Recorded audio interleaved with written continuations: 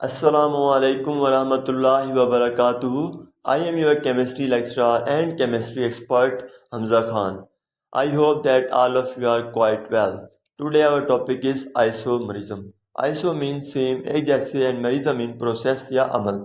ऐसा अमल जिस पे मालिकुलर फार्मूला सेम हो जबकि स्ट्रक्चरल फार्मूला डिफरेंट हो उसको हम आइसोमेरिज्म का नाम देते हैं। इसके सब टॉपिक्स हैं स्ट्रक्चरल आइसोमेरिज्म और ज्योमेट्रिक आइसोमेरिज्म। सबसे पहले हम देखेंगे आइसोमेरिज्म।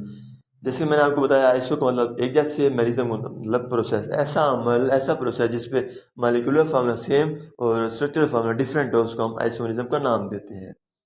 मीथेन, इथेन, प्रोपेन यानी कि 3 कार्बन तक ये शो आइसोमेरिज्म को नहीं करते, जबकि शो करेंगे कार्बन नंबर 4 से, ब्यूटेन से।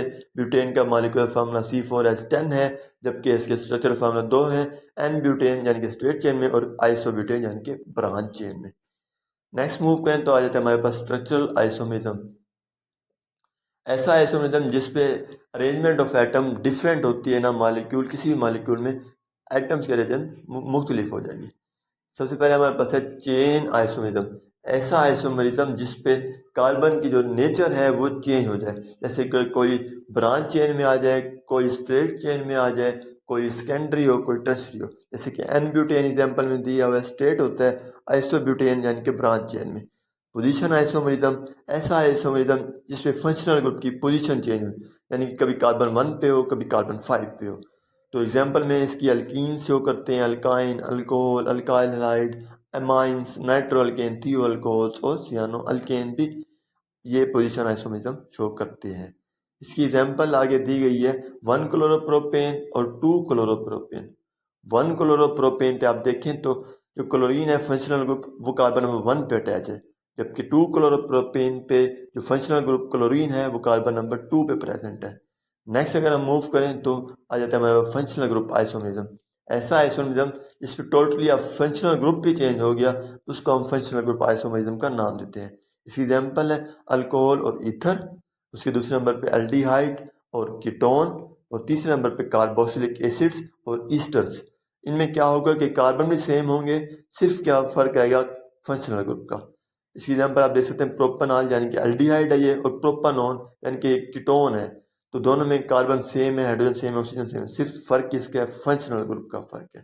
एक में एल्डिहाइड है, दूसरे में कीटोन है। आगे हम मूव करें तो हमारे पास आ जाता है मेटामरिज्म।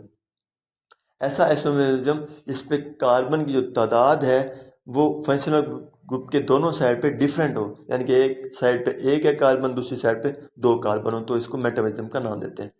ये शो करेंगे ईथर, कीटोन्स जिसका general formula C bond C00 और C है, और ईस्टर शो करेंगे इसको। इसकी एग्जांपल में मेटामरिज्म दिया गया है। हाँ जी, तो आप इस एग्जांपल में देखें कि ईथर की एग्जांपल दी गई है।